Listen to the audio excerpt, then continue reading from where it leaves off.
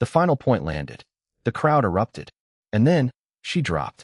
Not because she was hurt, not because she was tired, but because the weight of a lifetime, of a nation, of an entire people, had just been lifted off her shoulders.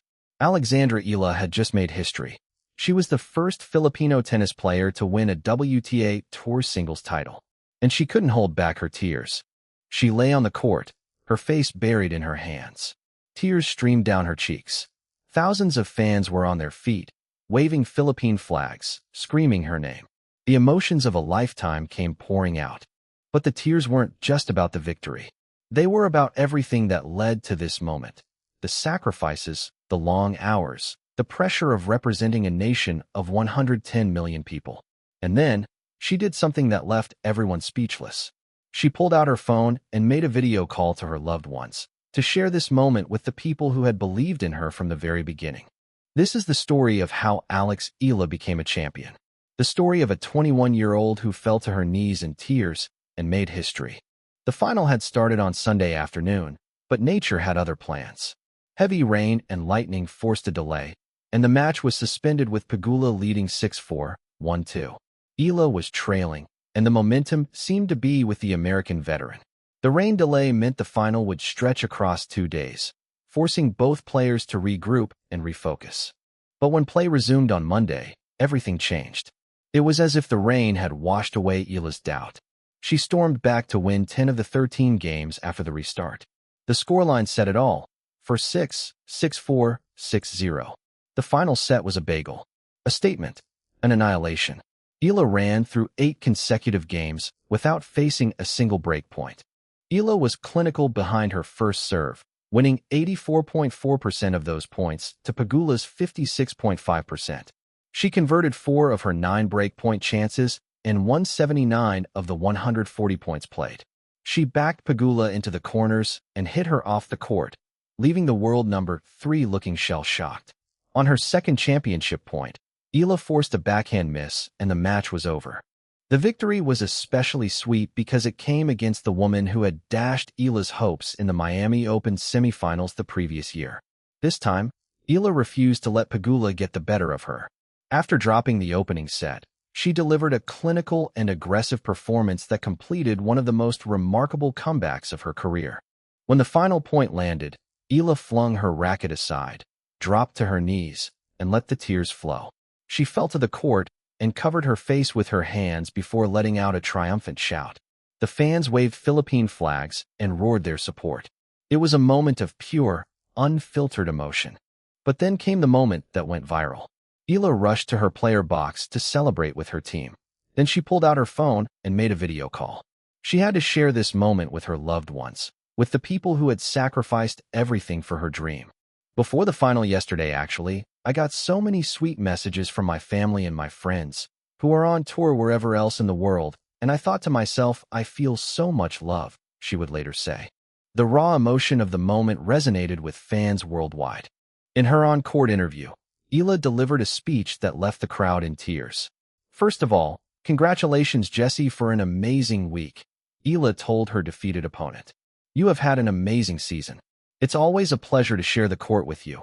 I learned so much, especially from your forehand lines and backhand crosses. She then turned to her supporters. To all my supporters, thank you guys. Especially the Filipino community. Here in DC and back home, wherever you are in the world. I really feel all the love. She spoke about the meaning of the moment, the weight of representing her country. Before the final yesterday, I got so many messages, sweet messages, from my family and from my friends who are on tour or wherever else in the world, and I thought to myself, I feel so much love. So standing here in the middle of all this love, my first chance at a title, knowing it won't be my last, and already having achieved this feat and this milestone for my career, I knew that whatever would have happened after this match, it would have already been a win for me. The words resonated with everyone listening. Eala wasn't just playing for herself. She was playing for the Philippines, for the little girls who dreamed of becoming like her, for the nation that had believed in her. Maraming salamat, mga kababayan, she said in Tagalog, which translates to thank you very, very much, my fellow Filipinos. Eala's path to the title was not a lucky draw. Earlier in the tournament, She dethroned defending champion Leylah Fernandez in the second round and defeated Jing Qinwen in the first round. The final was a rematch of her Miami Open semifinal loss to Pegula the previous year. This time, Eala emerged victorious. And with the title, she became the first Filipino in tennis history to win a WTA Tour singles title. The victory extended her winning streak against top 10 opponents to 5 matches and marked her 7th top 10 victory of the year. At 21 years old, she was projected to break into the world's top 20 for the first time. The historic significance of Eala's achievement was recognized by her mentor, Rafael Nadal, who had previously congratulated Eala on her first WTA 125 title, praised her breakthrough.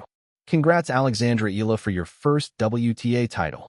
I am happy and proud of what you are achieving for yourself and for the Philippines," Nadal had written after her Guadalajara triumph. That support had been a constant throughout Eala's journey. The final had been delayed. The rain had tried to stop her. The pressure had been immense.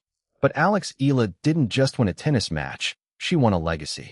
She proved that a girl from Quezon City, who grew up training on painted-over basketball courts, could stand alongside the best in the world. She proved that the Eala effect was real, that she was not just a talented player but a symbol of hope and national pride.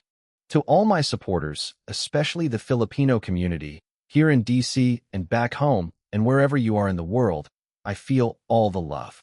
Those words captured everything: the journey, the sacrifice, and the triumph.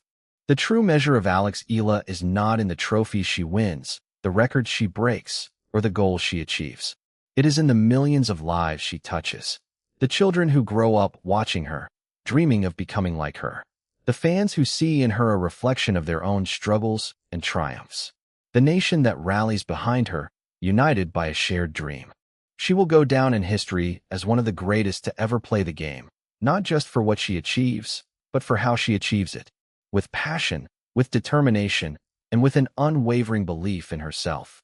The rain may have stopped the match, but it couldn't stop the dream. She had given everything, and she left with a clear conscience. And that is the greatest legacy of all.